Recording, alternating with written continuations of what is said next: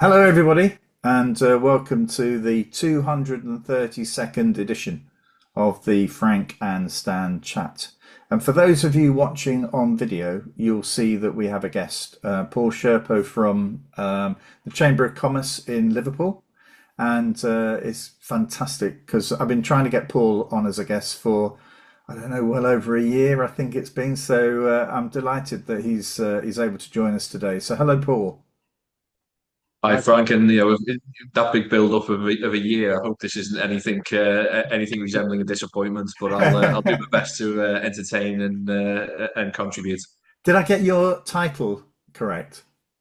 You did, yeah, and I've had a lifetime of spelling out my surname, as you can appreciate. So it's quite nice to hear perfect pronunciation as Well, well. well, I have to say I was absolute rubbish at French at school. We talk about that quite a lot. I think we were taught by a former PE teacher who used to holiday in France, so that was the limit to my French lessons. But anyway, Stan, how are you this morning? Tired, but okay. Oh yeah, well, there's Not enough. a lot going on in Stan's life at the moment. So, Yeah, but that's it. yeah, well, it's great to have you all here. Paul, can you just give us, for those who don't know you, just give a little summary as to the sort of work you do and what you've done? Yeah, sure, Frank. As a Chamber of Commerce, we actually celebrated our 175th anniversary yesterday with a commemoration event at Everton's new stadium, complete with royal visit. Welcomed Princess Anne to the event. We had over 100 businesses present and civic dignitaries, leaders, including those of our local colleges and universities, and the Chamber over those 175 years was and continues to be effectively a trade association, a business association, a network that enables businesses to connect with each other, to support growth and aspiration, to support the development of international trade and export opportunities. To attract talent and effectively create a place locally which is a gateway and entrance point into the business community. And it's our responsibility to make sure that we both represent the commercial interests of the businesses in our region, which is exactly what the founding principles of our organisation was back in 1850. And we continue to do that as a commercially operating organisation. So just like any other private sector business, we need to be there to provide value and expertise to our paying customers who are businesses, third sector organisations, universities, colleges, and ensure that we're there making a positive contribution both to their own organisations, but also macroeconomically to the wider community. So it's a big brief. We are a modestly sized organisation. We have 18 members of staff. Wow, So we wow. do an awful lot of work on a relatively limited resource. And we have around about 600 businesses who are active, subscribing members of the Chamber at the moment, but we work probably closer to 1,500, 2,000 businesses each and every year. Helping to support their growth or signpost them into sources of support and opportunity locally. Now, Wow. just before we get into what you did before this, I'm interested, is it right? Because I think we've worked together, well, we have worked together on some boards in Liverpool, but actually, Liverpool's sort of business structure is slightly different to, say, Manchester's. So, in effect, I've heard people say that there are sort of small, medium enterprises. There are more of those businesses in Liverpool than there are in a few other cities, and that you have fewer of the major global businesses which some of the other cities have. Is that right or wrong? Well, as a proportion, I think it's accurate to say that there's a greater proportion of multinational organisations in the likes of Manchester than there are in Liverpool. However, as a proportion overall of sort of SME base and such, there's not a huge amount of difference, Right. nationally and locally. There's a productivity gap in Liverpool that we want to close a little more, but our local economy comprises around about 50,000 enterprises with a profile that broadly mirrors that of the wider economy in the UK. As you say, a lot of small to medium sized enterprises. And I think one of the enduring opportunities for the city is how we actually grow our own indigenous organisations to get them to scale and grow. And that's, I would argue, where the city region needs to harness some of its economic strategy over the coming period of time. Now, to do that, an inevitably important part of that is ensuring that you have a talent base capable of doing that, not just around entryism from school, colleges, universities, but also how do you retrain an existing workforce and develop an existing workforce to meet the challenges and the opportunities of the late 2020s when it comes to things like digitization.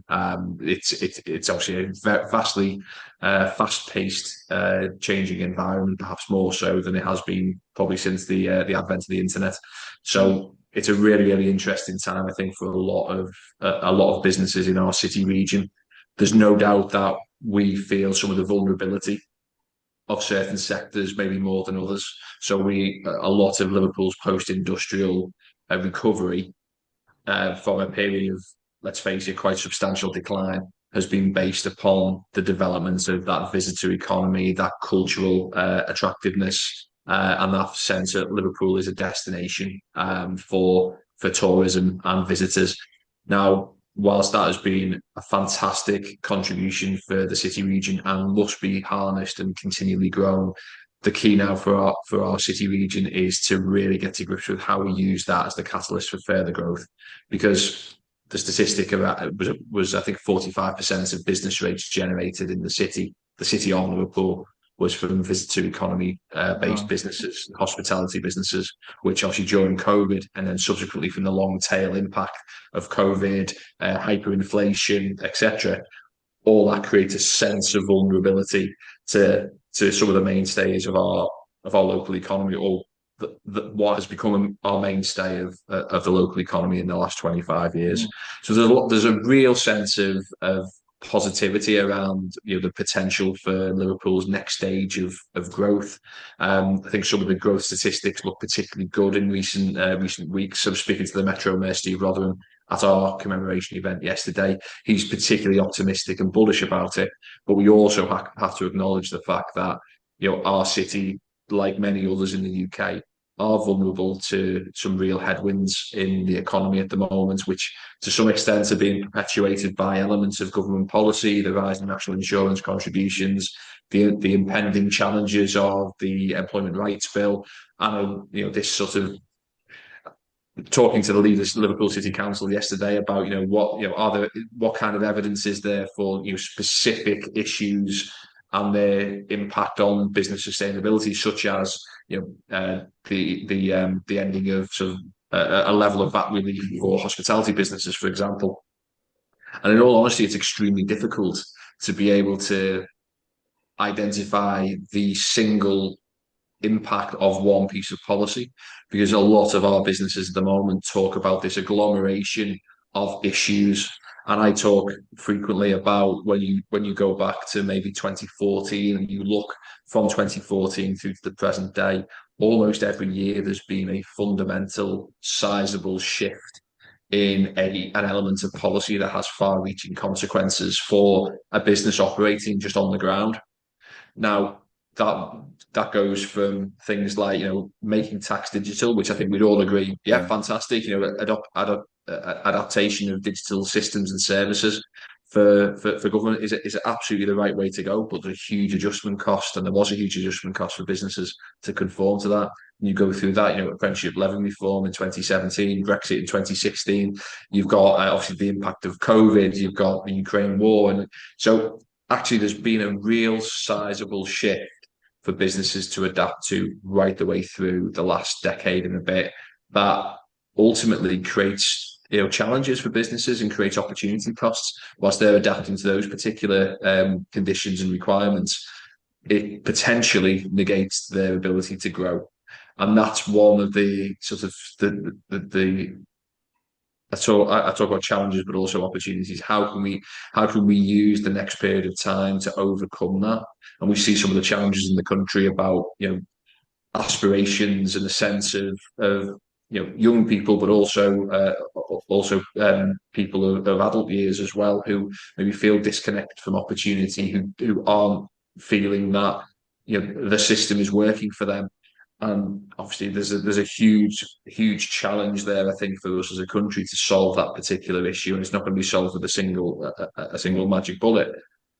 But how can policy and how can businesses and how can anchor institutions in areas align with each other to make some sense of positive change and really start to ground some of the things that we sometimes are guilty of talking about 30,000 feet, and sometimes in policy language, which frankly don't necessarily resonate with people who are living their lives every day.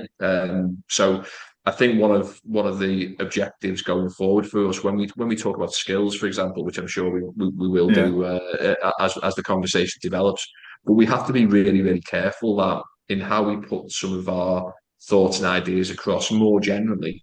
How do we make sure that what is being sold also resonates with what is being delivered? And I don't think we should be shy in recognizing that certain things do and don't work, and we should all try and address it in ways that don't have a whiff of falsehood. Well, we should be dealing as far as possible with facts, and we should be looking as far as possible at how what we propose to happen or what is happening at the moment, how does that materially affect people on the ground? And I think, again, sounds like I'm name checking, but speaking to Steve yesterday about how the rise of reform, for example, and how he is a Labour mayor, is almost looking at that and how to position himself relative to the rhetoric emerging from that particular party. That's a really interesting dynamic that maybe hasn't been faced for a large proportion of our recent modern history, and the extent to which that political dialogue and how some of these sort of policy issues are articulated and translated to people, the citizens of our country, I think is going to be a really interesting dynamic over Yeah. the course of the next few years. I mean, I was interested in the points around, the role that education plays in all of this, because that's where we met. And actually, I think you sort of hinted that there was sort of the expectation or the what was being delivered would be realistic, So in effect, I'm thinking about what a local business in Liverpool would expect from a young person or even an adult who's retrained. What are the expectations around what that business will need in order to enable that person to sort of come on board and contribute to the productivity of the city. So I mean, are you suggesting, I'm putting words in your mouth here, are you suggesting that there is a gap there, that actually education, the adult learning is simply not actually delivering what those businesses actually need at the moment? I think it's a multifaceted problem, and there's a huge amount of nuance in this, and this is where it becomes difficult, doesn't it, to translate into a simple nine-word answer to paraphrase Bartlett in The West Wing. That you've got, what is the employer expectation? Is that universal? Of course not.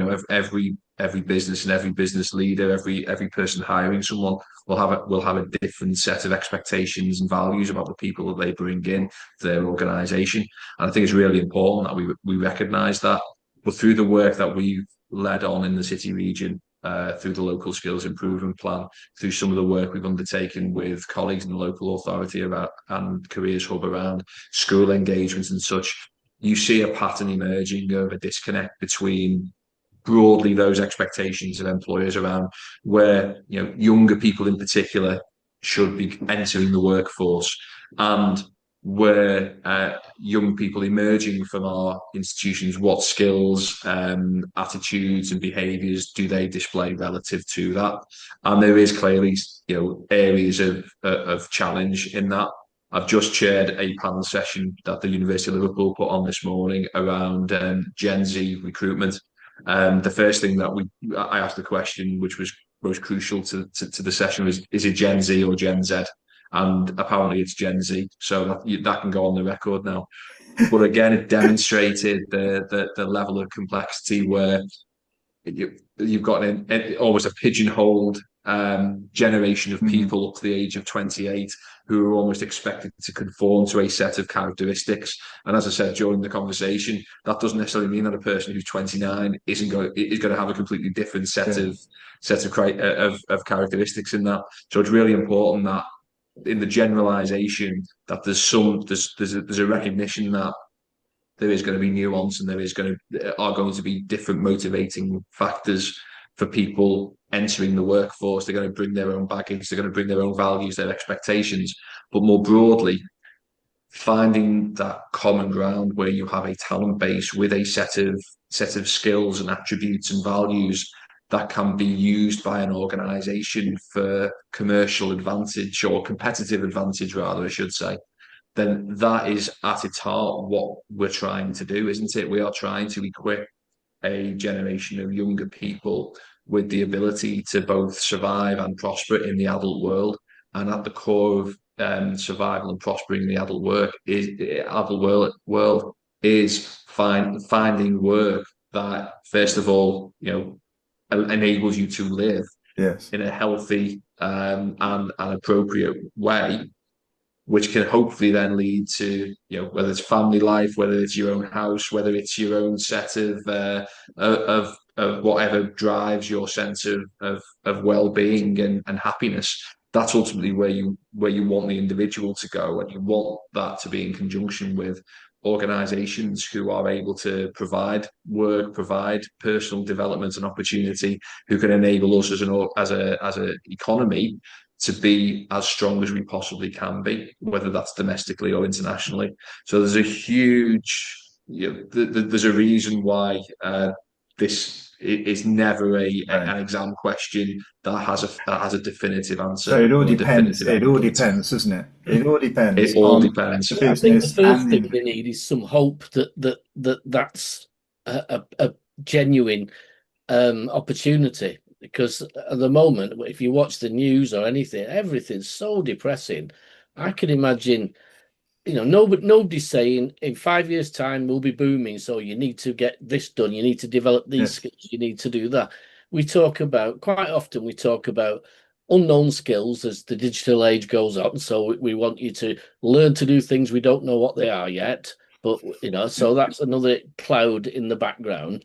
And then everything else seems to be, well, there's no jobs going, there's no work, AI is going to put most of the people on the dole. It's all that negativity. And the news at the moment, for the last few years, there's been nothing sort of going, right, here's a great new future. Let's look at the new future. And it really worries me that certain political parties are creating a myth, in my view, of what needs to be done to solve the country's problems, and that myth, whether what their policies do or what happens next, it's not going to be any different if the one solutions that a particular party put forward are all put into place anyway, which they won't be, but if they wouldn't make any difference, or only negative. So how do we get a picture of, I'm a 16-year-old, I want to get into a trade, I want to get into a career, I want to be a professional. How do we inspire that at the moment? Sorry. Yeah, I think that's absolutely the crux of the challenges that we have and the opportunity we should be trying to grasp.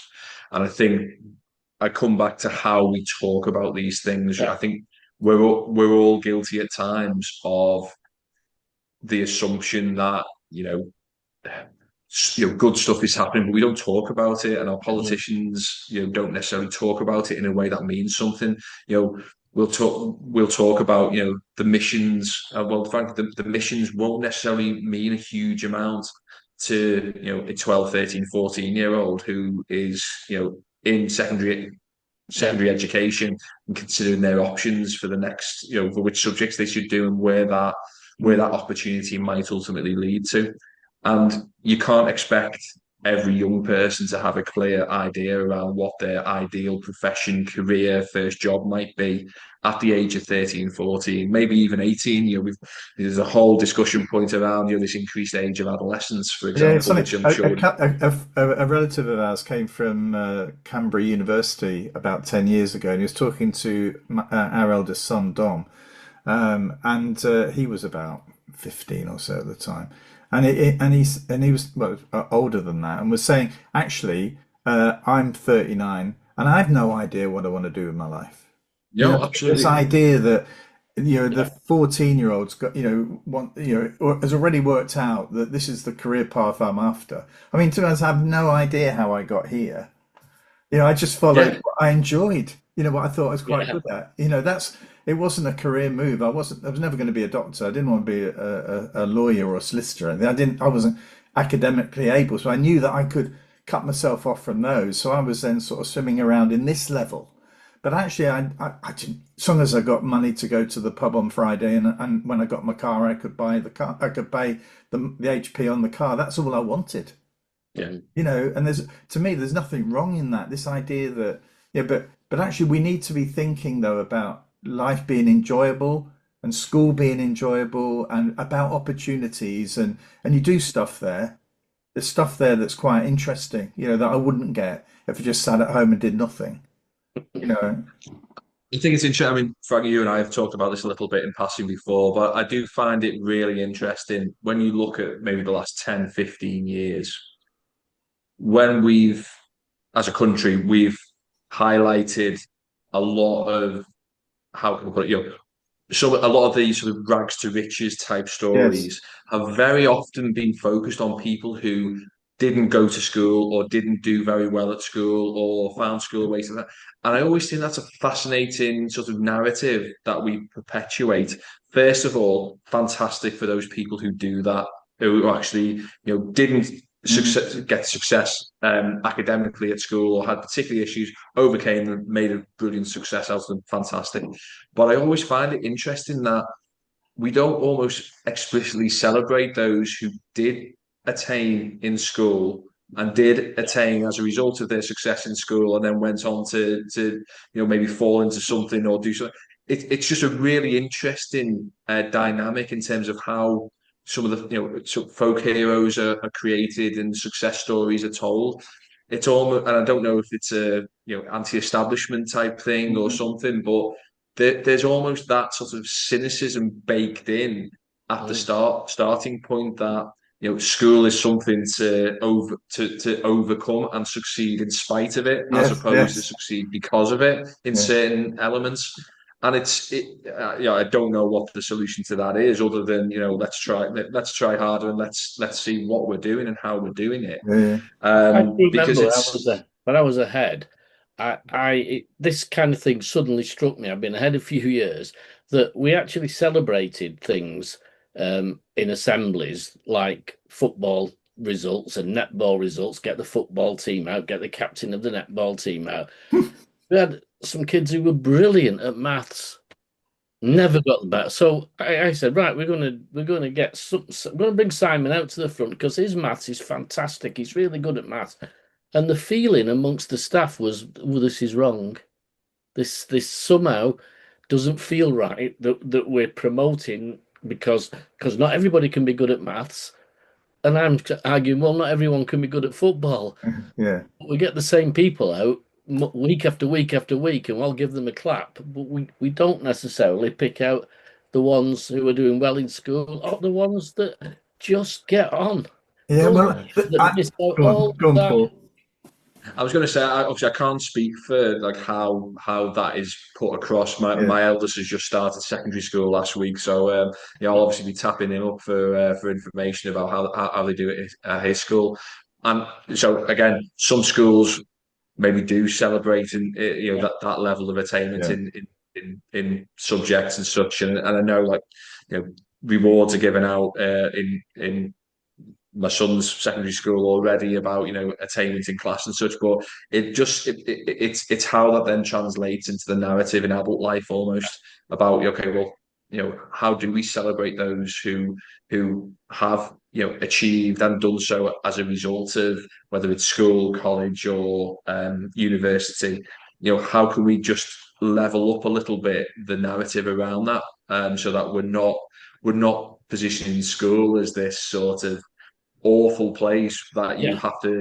have to survive and succeed somehow, despite it being a dreadful place to go. And again, you have to accept some people don't have a positive experience of school. Absolutely, you do. But it just feels as though we don't make it easy upon ourselves to talk about the contributions. And again, the narrative in social media around schools can be so vitriolic at times as well. Just feels like there's a real challenge, and that, I think, sort of sets the groundwork or the tone for what may happen later on. And where you get into this sense of school's not for me, work's not for me, society is not for me. What is my solution to this? And unfortunately, sometimes it can be, it can be maybe an alternative view on particular cohorts of society to blame, and obviously we know where that can lead. So it's a complex situation, which we probably have probably not articulated particularly well. But in terms of a solution, but ultimately we have, as you say, Stan, you've got to look at how aspiration and how opportunity can be not only sold but also delivered. And that was to my earlier point around the whiff of insincerity.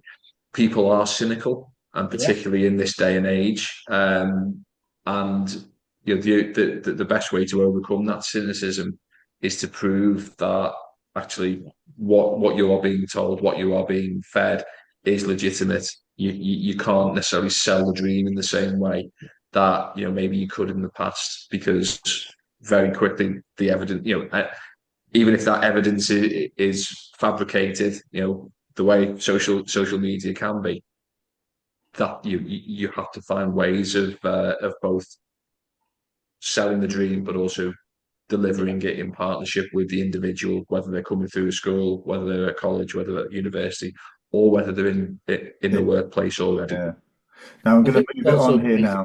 For looking at some of the myths about instant fame and instant success, because there's a book, I don't think it's called The Outliers, but it might be in that series of books, where it talks about the Beatles, for example, as you were in Liverpool as we speak, or and people say they appeared like that, as this band that took over the world.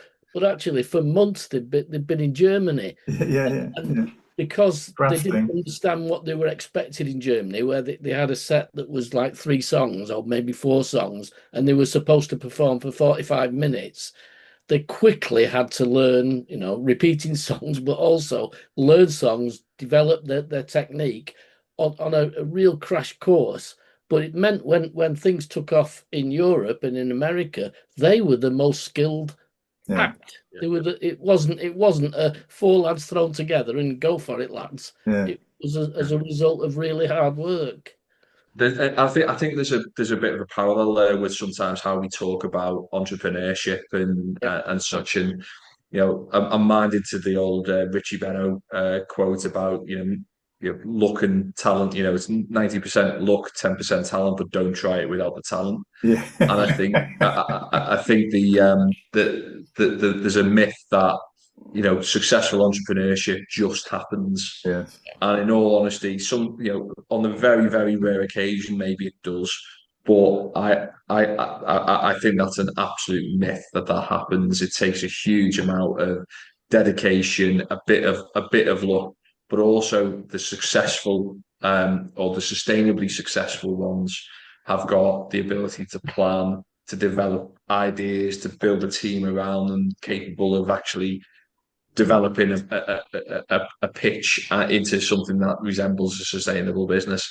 It doesn't just happen. And I think sometimes, again, the simplicity of of how entrepreneur stories are put across is very similar to how you've just outlined there around, well, it just happened. Well, it doesn't.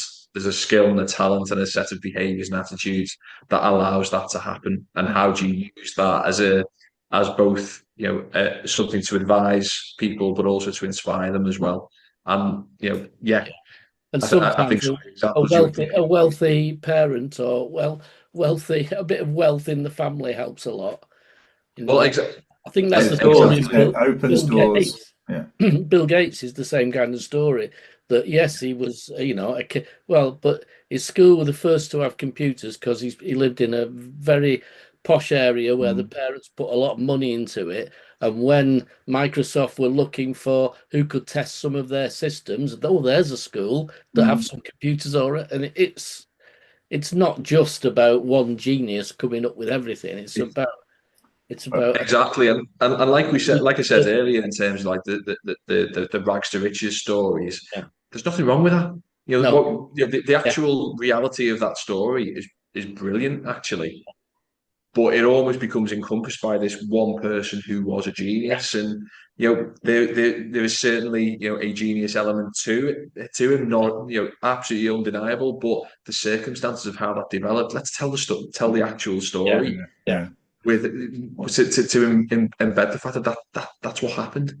Yeah. And it's just, again, it's a challenge, isn't it? Let's face it.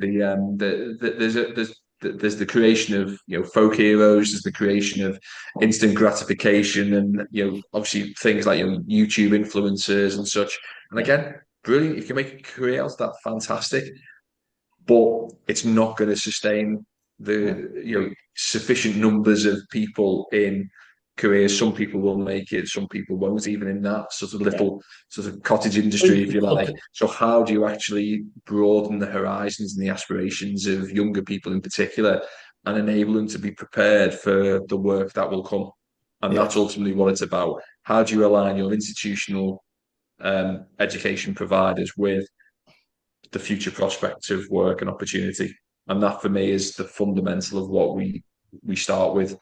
It is a good aspiration to want to get a job, to have a fulfilling career. Doesn't necessarily mean it probably won't be a static career the way the way society is today.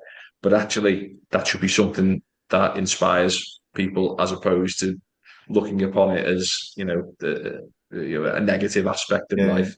And that's where the biggest impact can be made, I think, in terms of this next generation coming through at the moment.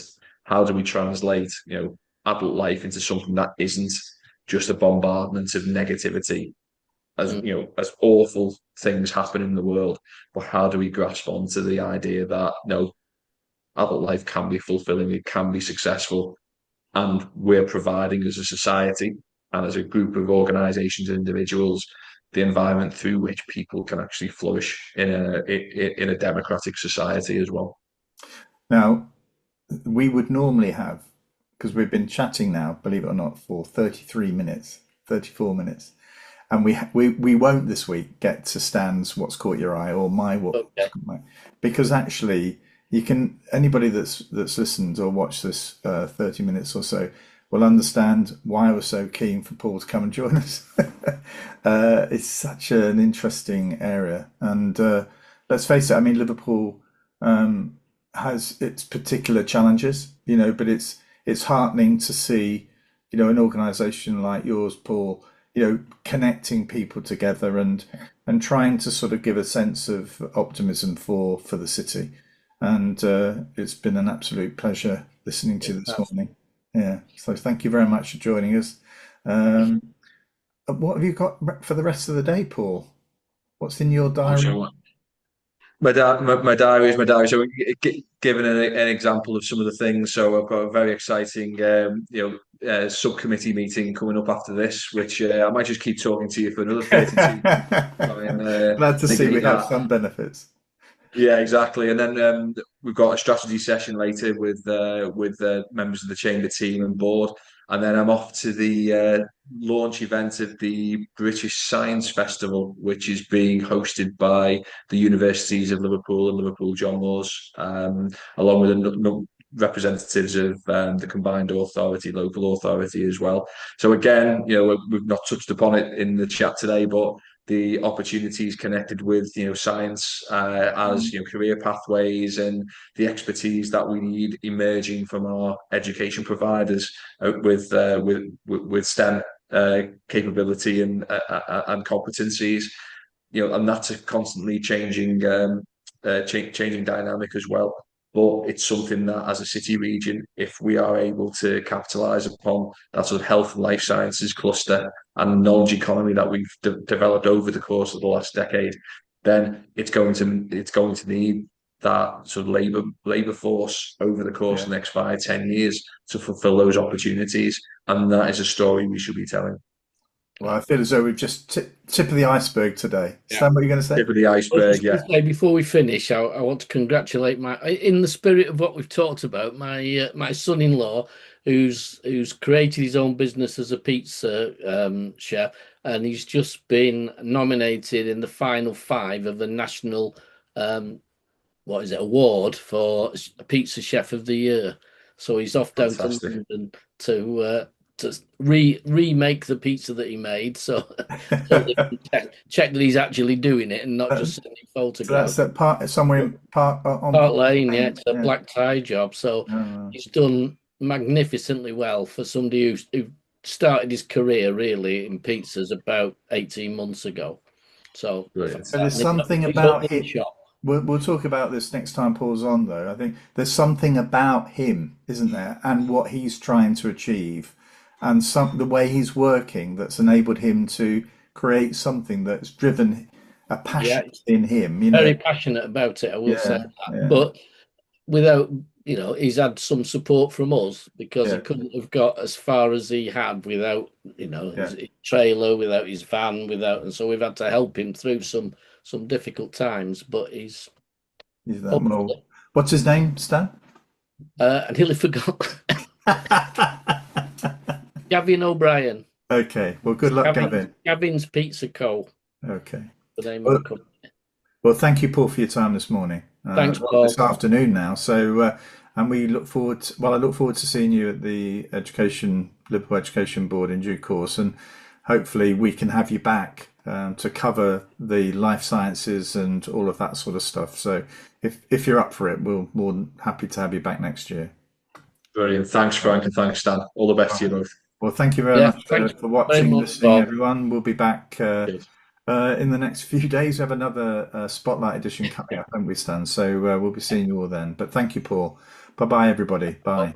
Bye.